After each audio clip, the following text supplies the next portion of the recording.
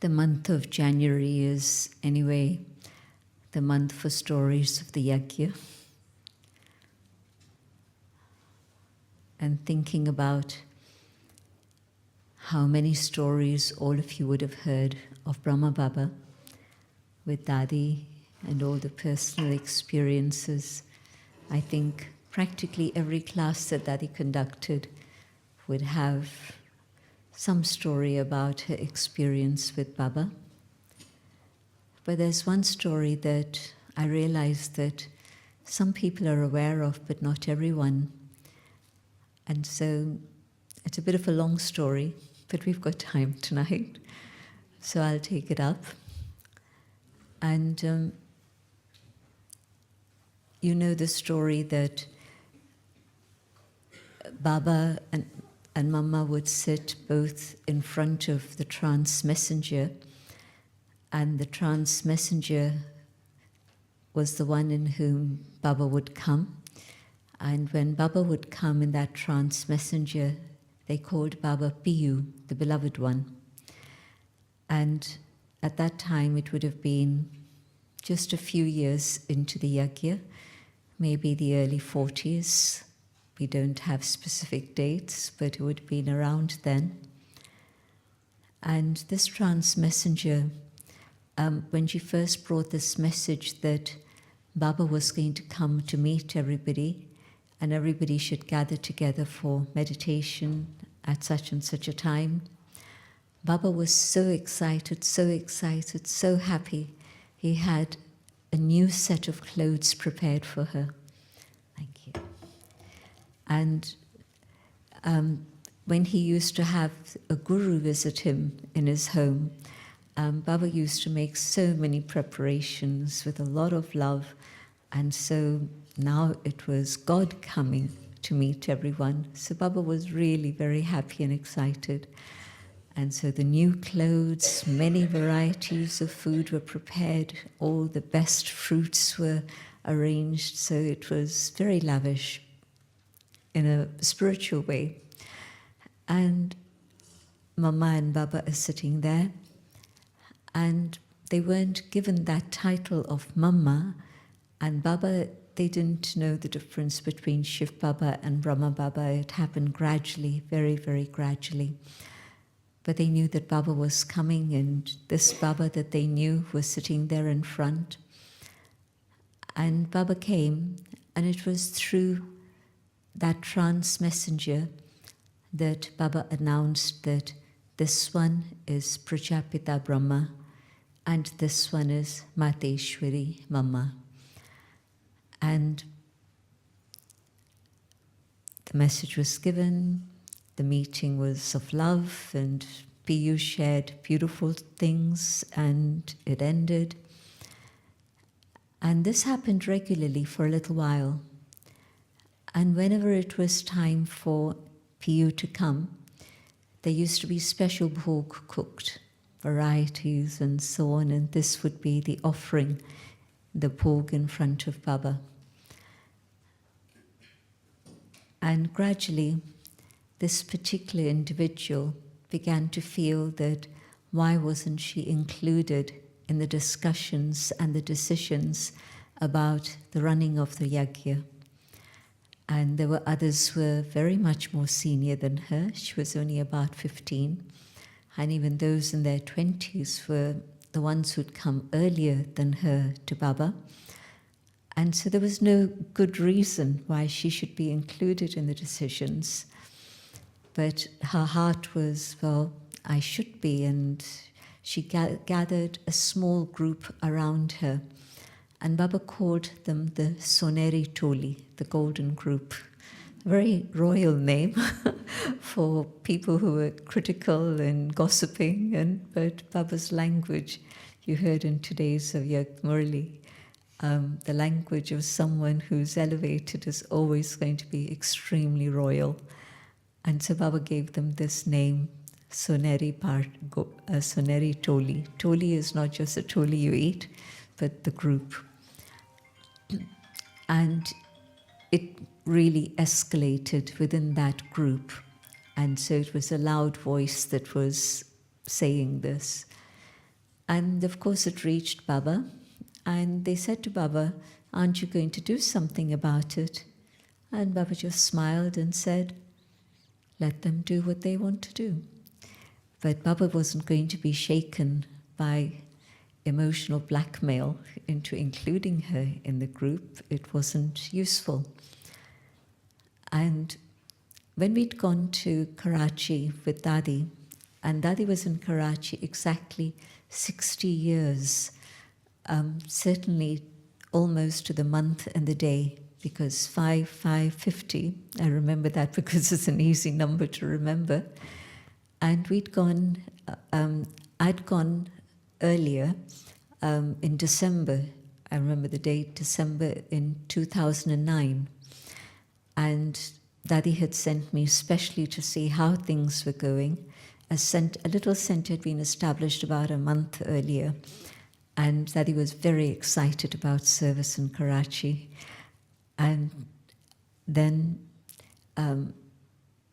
April 2010, we were there after the Madhuban season with the teachers. So Dadi, Hansa and myself, we all came from India to Karachi. And when we took Dadi to see Kunj Bhavan, the place where they had stayed, it's now a boys' school, Bayside School, something like that.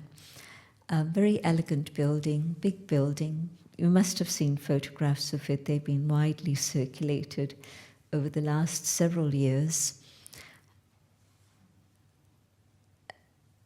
We had a little bit of time before we could go in because the boys were still inside, and the headmaster, his mistress, had said that we should wait half an hour before we come in, then it'll be quieter, which was fine.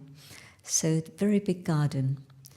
And Daddy showed us this is where we used to wash the dishes, the big, big pots.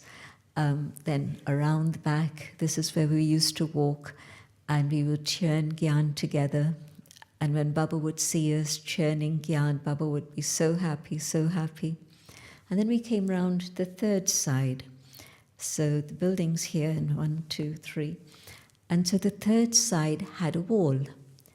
And Nadi's standing looking at this wall. And to me, it's just an ugly wall because it was just bricks. And I didn't notice anything else. And so what was fascinating to Dadi?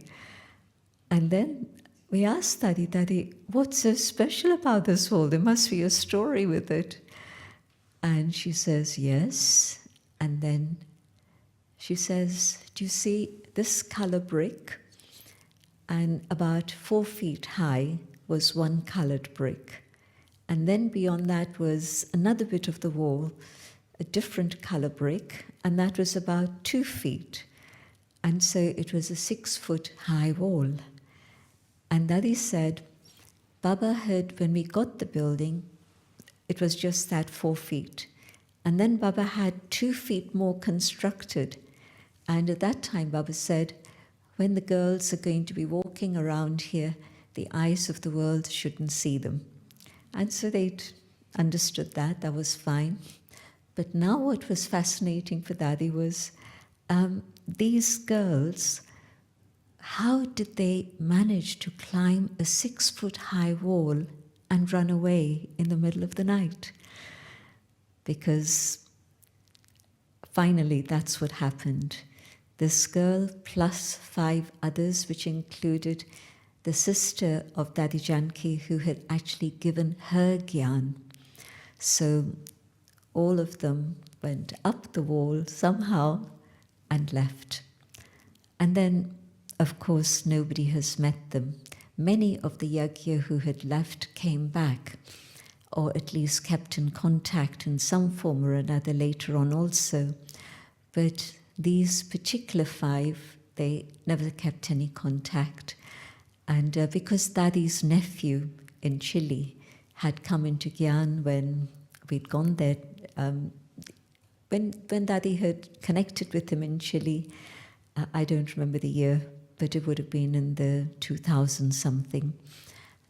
She said to him, are you in touch with your mother? And he said, yes. And she said to him, will you tell her that I'm remembering her? And he just smiled. And probably he knew that the mother wouldn't want to know that Daddy was remembering her. But anyway, so that was what Daddy was struck by. And so this group left. And because PU wasn't coming anymore, then there was no more pork being specially cooked. We're God's children, it's Baba's Bandara. The money had come from Baba. Baba was feeding them literally. And so everything was clean and pure, it was fine. And then when it was time to leave Karachi, Baba's signal, many of the families had been inviting them to come back. But at this point, the message from Baba, Shiv Baba, was, yes, it's time to go. And it was just in time, of course, because soon afterwards, a military dictatorship started in Pakistan. It would have been very difficult to leave if that was happening. So just prior to that, Shiv Baba's signal, it's time to go. And Dada Vishwakishore was the one who was able to organize a whole ship and all their belongings. You know, there was a table outside of Madhuban in the backside where the garden is, and it was a big white marble table. They had brought that from Karachi with them on the ship. Can you imagine? Marble is heavy, and this was not as big as a carpet, but maybe about 3/4 of the size of this carpet, and big, thick wooden legs, but they brought it from Karachi, so the whole ship was hired. And that marble table was used for decades, I think, as a place where we used to iron our clothes.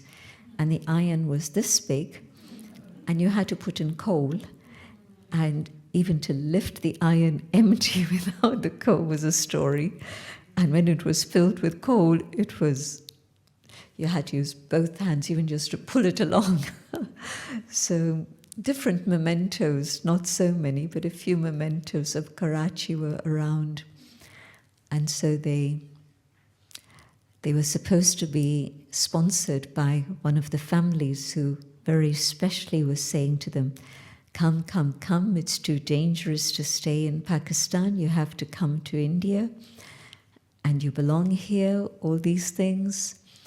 And they'd said that they would sponsor the whole ship and the train and the whole journey. And so it happened. And of course, when it came to the rubber hitting the road, it didn't happen. They didn't turn up with the finance. Now, was it premeditated that they thought that Baba's wealth would run out?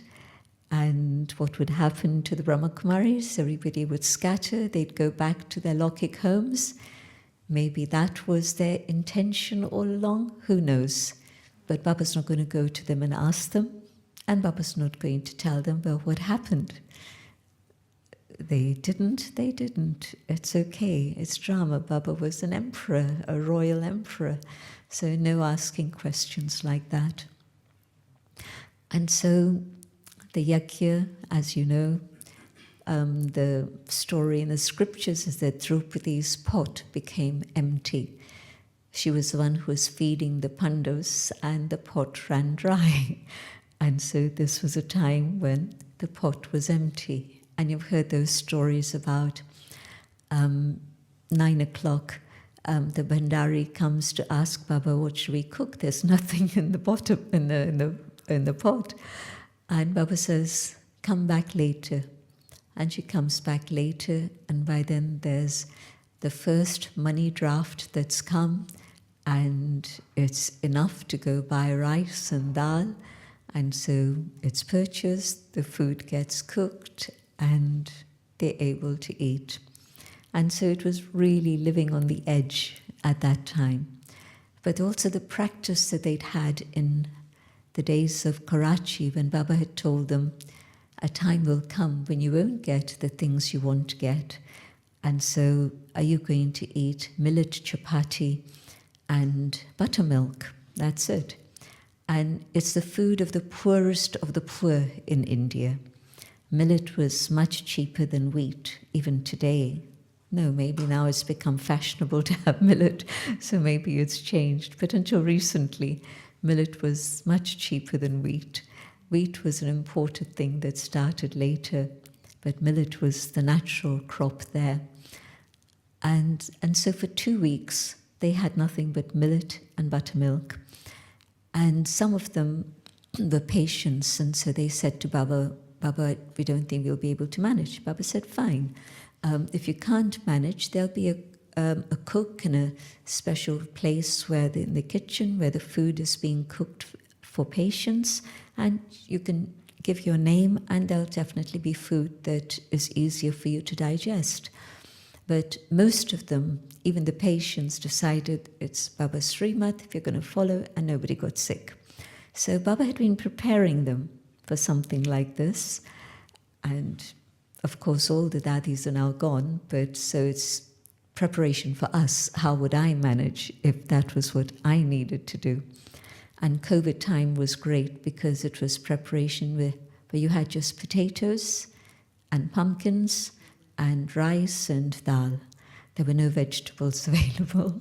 So for not just a week or two, it was a month or two that they would find different ways to cook the pumpkins and potatoes, but that's what it was. But anyway, so Baba was wondering, why is it that God's children don't have proper food? Baba really went into deep introversion, reflecting on this question. And the answer came, Bhog wasn't being offered to Baba. When it was Piyu coming, Bhog was being specially cooked and offered, and then it was the intoxication. We are with God, we are with Baba, we don't need any ritual or ceremony in that way. But it came to Baba that that's why the pot was empty. And so then Baba initiated the system of whatever was cooked, Bhog was to be offered. And then that was also about the time when Baba started sending them out on service. And again, the question came, Baba, so far we know that your wealth is clean, it's pure, and you've been feeding us, but when we are out there and people give us donation, we don't know how clean it is, how pure it is, maybe it's not. And so if we were to eat that food, how's it going to affect our meditation? What's going to happen to our yoga? This was the question from those who were going to go out on service. And Baba said to them, there's an invisible machinery at work. Whatever comes from a pure source will go to Baba, but you have to offer bhog to Baba. And even if it's not from a pure source, because you have offered it to Baba, it will be cleansed and purified. But also, further on the line, Baba said, the money that's coming from other sources, maybe from non-Brahmins, it's going to be used for all the other things that need to happen in the yajna. There's water, there's electricity, there's all sorts of things that need finance. And so other money is going to be used through that invisible machinery of karma in all the other things. But the food that you eat will always be pure food because it would have been offered to Baba. And so especially in the early days when I'd traveled to other countries and I'd live in people's homes, usually people who'd invited us, they weren't Brahmins, but it was very interesting because from Dadi, of course, we'd learned that wherever you go, you do the cooking and you feed your hosts. And we'd make sure that the people who were inviting us knew that we'd be cooking. And certainly in Guyana, cooking for them, they were totally shocked because they were used to cooking for the Guru. The Guru never cooked for them. And here was Lata and myself cooking, and they'd given us a separate little kitchen, Auntie Betty's sister's home, so we were there. But in the afternoon, the mother and the daughter were there. The daughter was with us most of the time anyway, and she's still very much in Gyan. She's remained a Kumari her whole life. So, and the mother being there, so we'd say, come, there's enough for both of you, join us. And so they'd laugh and say, this is really a turnaround for us. And they'd had many gurus stay in their home. And so, but when I explained to them it's the offering to God, and that's the only way that we have food, which is why we don't eat food outside, they could understand that and accept it. And it was a very nice feeling that it's not these people, because we didn't go shopping. They would go to the market and bring the veggies and fruits. So it was a good feeling that because they know it's going to be offered to Baba, and we're eating from Baba's bhog, that it's Baba who's feeding us and not these people who are feeding us, and so no personal karma in that way. So the whole thing about bhog is amazing. So when people say, we're living at home, can we say we're surrendered? And right from the very beginning, Dadi taught everybody, in your home, have a room for Baba, if not a room for Baba, a corner for Baba, and there you offer, you cook in Baba's remembrance and offer. Leicester Center, Dadi would always say that early days, Babu Bhai was working, his wife Jesuben was working, and the two kids, Deepika and Bhupin, were very young at school, and the mother was also staying with them. And Jesuben, the mother, would come home. They had their own factory in Uganda. They had to just leave everything, and come as refugees. The Uganda story, and many of you were involved in that Uganda story coming from Africa. And Jesuben would have to work, because first they were in a refugee place, then they left that place, got their own little place. Babu Bhai was working, Jesuben was working in a factory. Now here you are, you own a factory. And here you are, drama, a year later, you're working in a factory. And of course, she'd never worked before, but now she was. Babu Bhai, yes, he was working his life before. But anyway, so Jesuben would come home, would take a shower, and then start cooking the food. And when Dadi was there, then she saw that the family was coming together to offer bhog.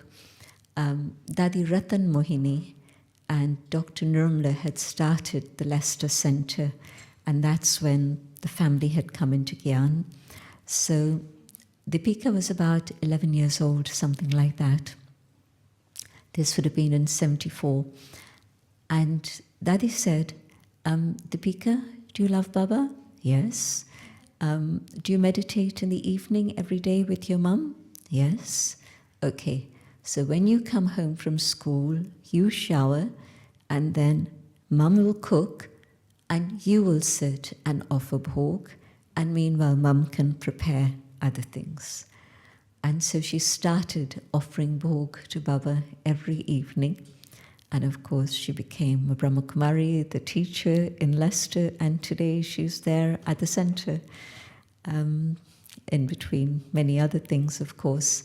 But the whole thing about offering bhog, it's really that acknowledgement that even if I've been working and earning the money, but it's Baba's yajna, I've given it to Baba, and Baba won't take it and say, yes, give it all to me. Baba will say, no, whatever you need, look after your family. But yes, the whole system of offering bhog is one in which you can experience that surrender for Baba. So bhog is a very, very important part of Brahmin life, and Dadi really instilled it in everybody. So when Didi and Dadi Kumarka came to London at different times. But they said that when we go to one of the families, like Vishnu Bhai, where Hansaben took Gyan in Hounslow, they would have class in their home. There were other places. Ilford, again, it was a family home, but class there. Leicester, a family home and a class there.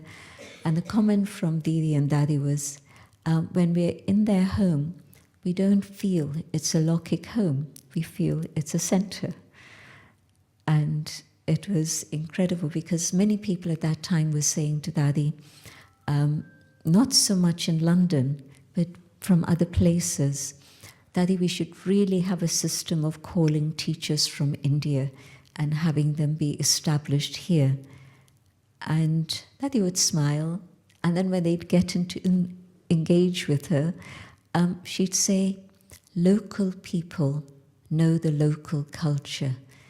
And even in India, for Gujarat, Baba had Sarla Didi with me to learn and be trained, but Baba always had in mind that he was going to send her to Gujarat.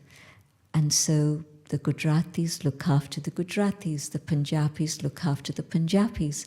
Why? Because they know the language, they know the culture, they know the food. Even the food between Punjab and Gujarat is vastly different. And so, yes, it's Indian, it's one canopy, but it's different. And so here again, that was Sakar Baba's training for Dadi. Train local people.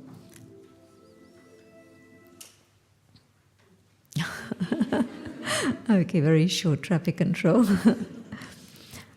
So Dadi had that vision that rather than open centers, and at that time we wouldn't have been able to open centers, but here's a home, they're offering their home for Baba's service, their home is purified, they follow a pure lifestyle, and so that's going to be the way to expand service in the UK. And it's a plan that worked beautifully, and of course at the right time, when there's a number of people who are ready to support and help, then you have a center. And so many, many places where it's been like that. The other story that has many, many lessons for me, Baba had been to Pune when it was really tiny, but for Baba they'd taken another place where Baba had come to stay. And then many people, of course, Sindhi community were there, so they all knew Baba. They were very curious. How have they all survived this period of partition and settled and expanding?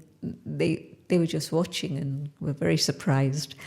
And they were curious about Baba. They were curious about the Brahma Kumaris. So there'd be a lot of people who would come every evening to the satsang. The morning, it would be the Brahmins. In the evenings, Baba would have, literally, it was like a satsang. It wasn't a class as such, but whoever wanted to come, you didn't have to take the course, you didn't have to do this or that, just come. It was like a public event. And Baba had seen how the Brahmins had been sustained so beautifully.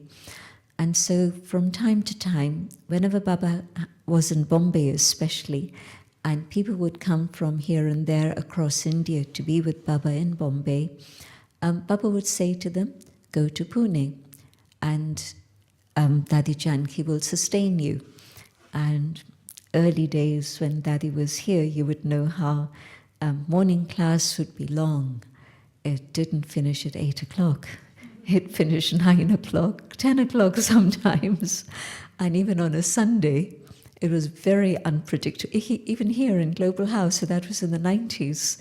So Sunday class, you never knew what time it was going to finish. Maybe 10 o'clock, maybe 10:30. That is a fountain, and so she was sharing. And then through the day, somebody would come for 5 minutes, and it was never 5 minutes. It was definitely half an hour, Dadi's stories, an hour. Dadi just loved sharing, and there was no clock for her. It didn't exist. Time didn't exist. So especially in the very early days, Dadi had lots of time. and there wasn't so much administration work to do. So we would all sit and listen. We didn't have to run off to the office to do this, that, and the other. So it was really constantly a grandmother sharing stories non-stop. So this was another story that Dadi had shared. Baba was coming for the second time to Pune, and Dadi was looking for a place, and whoever she went to, they weren't able to do it for one reason or another reason. There was nothing very suitable, and the place, which was a center, was tiny. It wasn't going to be possible for Baba to be there. So finally she found this villa, and it was owned by one of the mill owners who lived in Bombay. And Dadi connected with him. There was a woman in the class in Pune who was able to know him and connect with the person directly, the mill owner. And so the woman explained, Brahma Baba is coming, and so on and so on. And so the man says that, well, my villa is empty, I just come. Pune is used to be, now not anymore, but it used to be a recreation place because the temperature was much cooler than Bombay. Bombay always very hot. And so a lot of people living in Pune, in Bombay, but having their summer homes, their holiday homes in Pune. So this was a villa by the river in that way. And so the man said, yes, that's fine. This is the telephone number of the gardener, who's the caretaker there. Go along and see him, and I'll also phone him. And so they go along to see the gardener, and meanwhile the person has phoned them that, yes, these people are going to be coming on such and such a day. And they tell him the date that they need the place by, so that he can clean up the building, he can clean up the garden. And they send somebody every day to make sure that it is cleaned. Every day the person comes back, nothing's clean, nothing's clean. And this goes on for several days. And they don't want to bother the owner with this thing. So Dadi then says, okay, let me go and meet him and talk to him. And he says, yes, Dadi, I have a lot of respect for you. Yes, I have understood Brahma Baba is a very, very elevated personality. So all the words are right, but when are you going to get this place cleaned? Well, Dadi, things don't happen just like that, do they? It all requires something, doesn't it? And he was asking for money. And Dadi at that time thought, well, okay, 200 rupees.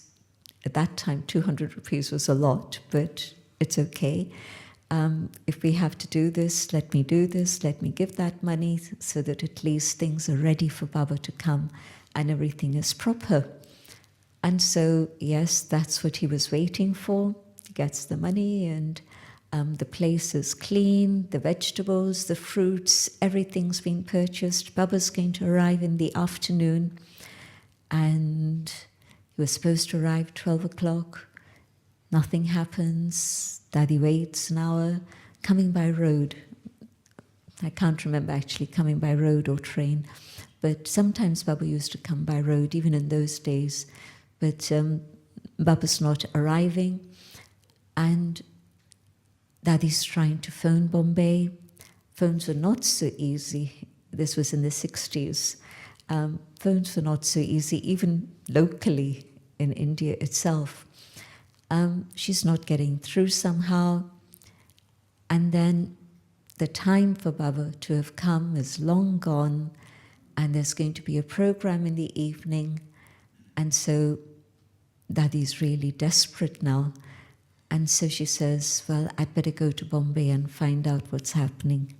She heads off to Bombay and tells the sisters there, well, today we're not having a program anyway, so let people know.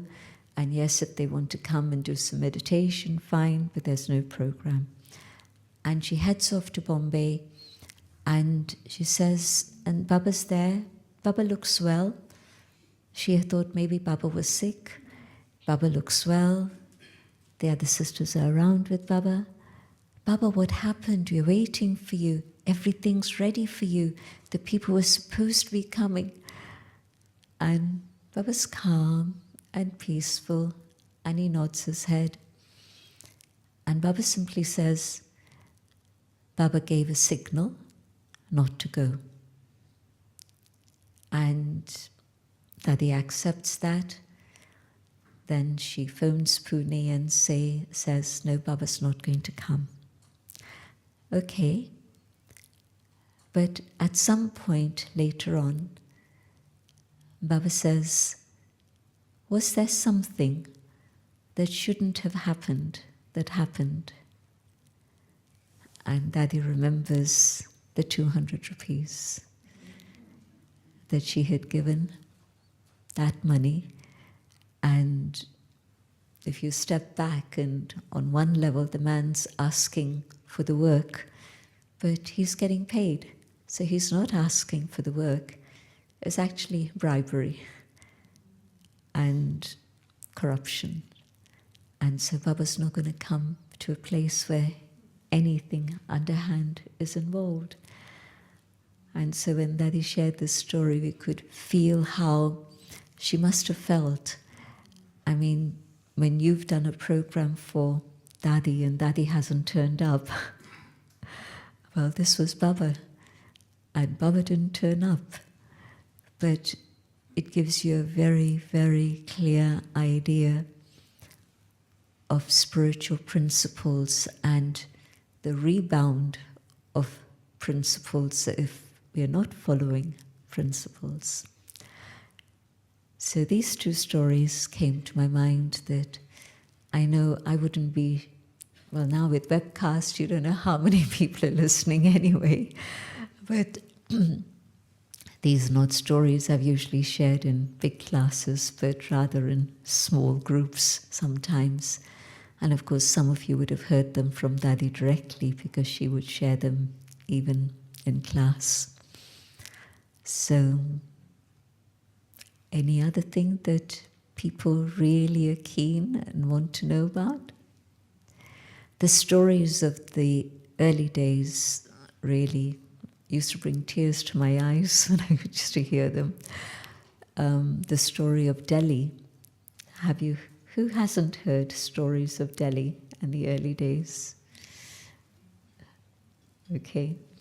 So Baba sent many, many of the sisters, Bombay, Delhi, and you hear even in the Sakar Murlis now, and even in the Avyakt Murlis, Baba's focused very much on Delhi and the service there in terms of serving the government and so on. But Bombay also was right from the beginning quite a powerful place, and of course is the commercial capital of India now, very definitely, for many years. And Baba would send sisters to Delhi, Bombay, Calcutta, different places. And in Delhi, it was a few of them living together in a very small place. And it was Didi, it was Manohar Dadi, and it was Dadi Janki.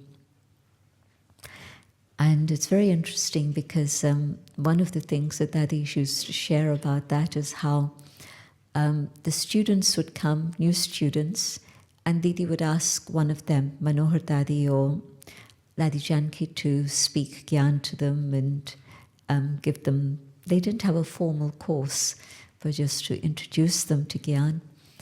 And Manohar Dadi used to say, Gyan is the most important. And Dadi Janki used to say, yoga is the most important. And later on, why I'm mentioning this is because later on, it had switched. Because Dadi would emphasize Gyan, and Manohar Dadi would emphasize yoga. So, but in that early time, it was the other way. So I found that interesting in Dadi's story. But they were living on chapatis and salt. Didn't have money for anything else. And she said how they weren't missing vegetables or dal or anything so much, or even rice or anything. Chapati was fine, dry chapati was fine. But what they were missing was their tea. And tea, of course, meant milk. And so they didn't have money to buy vegetables, never mind vegetables. They didn't have money to buy milk. And so that was their missing thing. And then a woman started to come, and she looked around and she saw they had nothing. And so she would bring, you get these lotas, this pots, and it can be silver, it can be copper, it can be what do you call it? Just the pottery, something, whatever it is, with this little matka, and she would bring this matka of milk every single day, but they'd got used to having just a tiny little bit of milk in their tea, and so the matka was a lot, and so they then had the thought, should we tell her that rather than this big matka of milk, can we please have some vegetables? They hadn't had vegetables for a long time. And guess what? The woman stopped bringing anything. And so Daddy would say, whatever God provides, I accept it. Don't say, I don't want this. It's come, I accept it gracefully. And don't say, I want, because it might not happen. But another story about those early days again about food. So this businessman was coming, and after a couple of days, he said, can I see your kitchen? And what did the kitchen have? It had a little stove. You put in kerosene in it and you pump it up. And so it had a little stove, and it had very few utensils, and certainly it didn't have very much food. And so he just looked around and he didn't say anything. Next day, he sends across a sack of flour and something else, salt or something. But anyway, and the sisters look at each other and they're thinking, well, we're managing somehow, but Abu, there are no students coming there, and so how are they managing? And so the sack of flour just has a sticker put on it with Brahma Baba, Mount Abu, Rajasthan, and they manage to get it to the train station, and they tell the person who's the guard, can you deliver this to Abu Road? And so when the train stops at Abu Road, they've sent a message, somebody comes and picks it up from the train station. And the man comes next day, and he asks to see the kitchen again. And he says, did you not get the delivery? And they say, yes, but our Baba doesn't have anything in Abu, so we sent it there. So next day, of course, the man sends another sack. But can you imagine, it wasn't a few days, it wasn't a few weeks, it was months.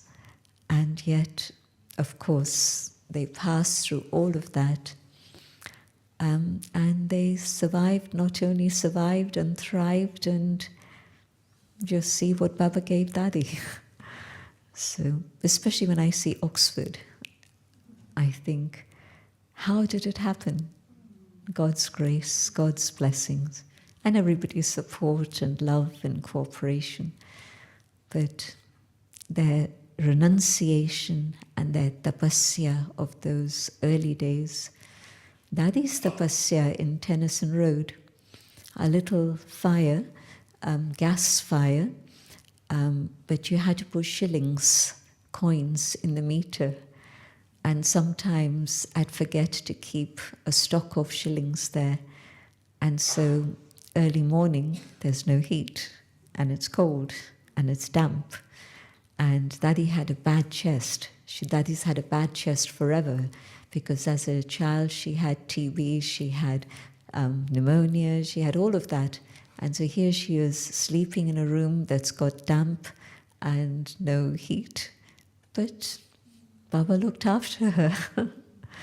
So just love for Baba, love for service, and everything happens.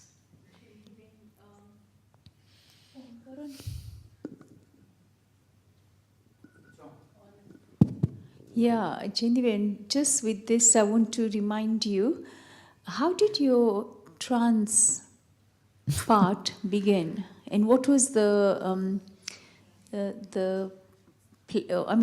was it that it started? It started in Pune when I was 8 years old, and I used to go to children's class, and then at some point I started seeing pretty pictures, and I'd tell my mother about it, and it was scenes of Satyug. Today I would say it was scenes of Satyug. And it would just happen from time to time. Then when we came to London, Rajni Ben had seen how in those days it wasn't so much offering bhog every day, but what she'd seen had been that they would offer bhog on Mondays and Thursdays in Pune. So she carried on with that system. So she'd make sure there were fruits, and my father would bring the fruits every weekend, and then also for Wednesdays. And then she would wake me up early and make sure that I was showered and everything, and say, okay, come now, sit in meditation and offer to Baba. And I'd sit there and, you know, as a child, not 8 years, 9 years, 10 years, it carried on till I was about 10, I think, for a couple of years. And then it stopped because I stopped meditating anyway. But when I'd sit, it was like Baba pulled me in another dimension, and there'd be some image I'd see, and there'd be a little story with it that would come to my mind. And I'd come back and I say to her, well, this is what I saw, and this was a story that came to mind. And then, because I wasn't meditating anyway, so it stopped. And then when we met Mama, this was by then, I was 14, and we were in Bombay, 1964. And Mama had agreed to meet us, even though she was very sick. And so we were there in front of Mama, and Mama had met me as a very little child, so Mama had said yes. So we were there, and my mother tells Mama, tell Jayanti to meditate. And Mama says, why?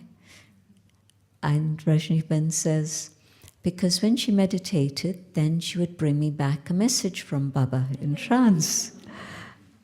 And first Mama looks and then says, leave her alone, she'll meditate when she's ready.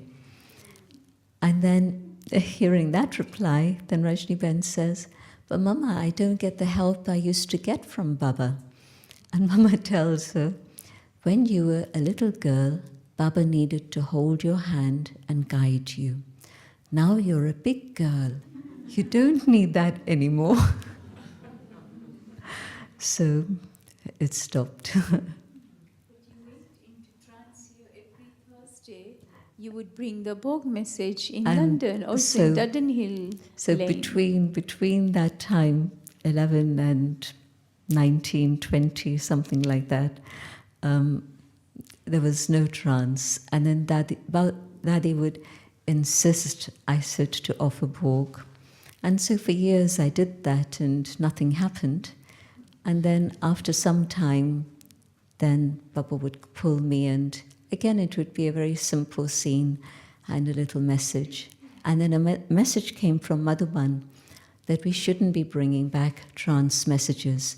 In the Sakar Murlis that you hear this month, there was one particular passage in which Baba's categorically stating the trance messenger sitting here, she's going into trance, she's going to meet Baba and offer bhog, but I'm telling her, don't stay too long, don't come back very quickly. It came in one of the messages, right? So this was Baba's point by then. But anyway, so the trance thing continued, but then there were so many people bringing back so many questionable messages that then the message came from Madhuban, and I imagine it would have been checked with Baba, with one of the messengers. Baba had a few messengers who were specifically messengers that would go to Baba and bring back and verify whatever it is Baba wanted to verify. And so I imagine that in the 80s, when it stopped, it was through a trance messenger, I don't know who, but the message came from Madhuban that bhog has to be offered only in meditation. And I thought, thank goodness. And so I was very happy to get that message and stop. So, every Thursday I looked forward to hearing that message. It was always very interesting, very inspiring. Many of our brothers and sisters actually looked forward. Anyway, how many of you were around and have heard the message by Jayanti? Can you give your big hand? Yes. Small. Dakshaben, high up? Yeah? Not many. Oh.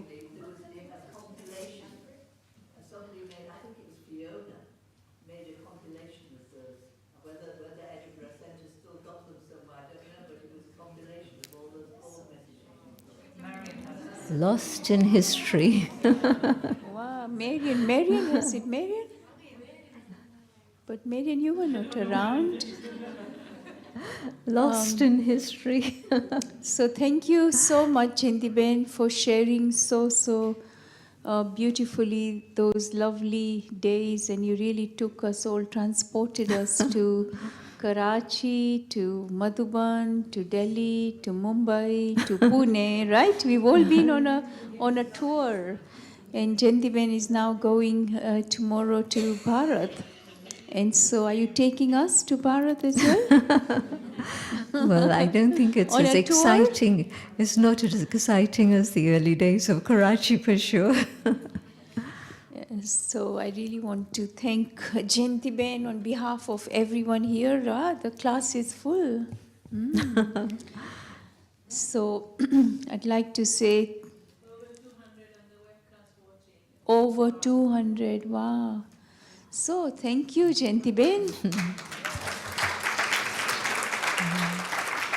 I must say that since you came back from India, it's November, right? You came back in November. So in November, end of November, so it's December and it's January. It's 2 months. It feels like many years, right?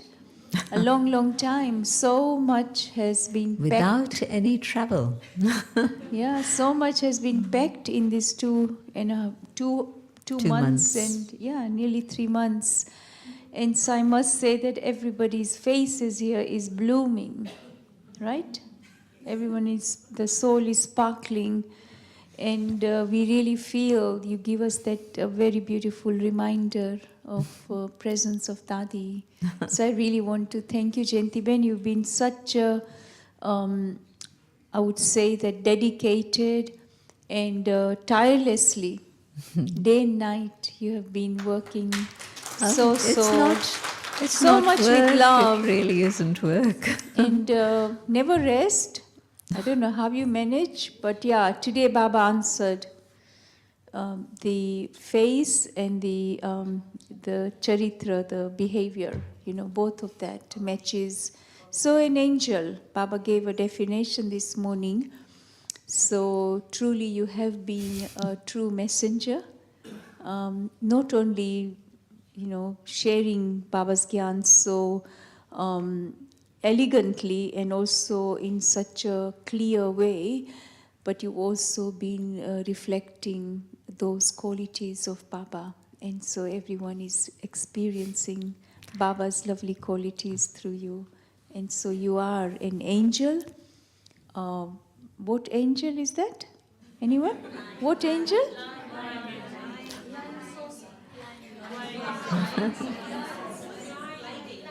Flying angel, not saucers. She's an angel, right?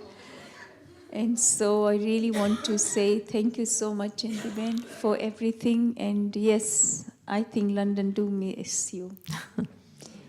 And I had a thought when you were not here in earlier before November that why is it that we haven't called Jayanti on the video? Because in the past we used to have Dadi on the video once in a while to say hi and hello. So probably this time, would you have time to do that? Maybe once in a while? Like we did with Dadi Janki, it would be nice to get an updates and also some... The timing that it is around 12 o'clock, 12:30 in India. There's so often other things going on. Let's see. And anyway, many of you are going to be coming to India yourselves. Yes, thank you so much. I don't have words to thank. Is Sister Maureen here? Oh, anybody from English class would like to come and say anything? Anyone? I think it's okay. Okay, I don't see Maureen Ben. I was meant to spot Maureen Ben, but she's not here. Okay. Thank you, Jayanti Ben. Anybody wants to say anything? It's okay. Om Shanti.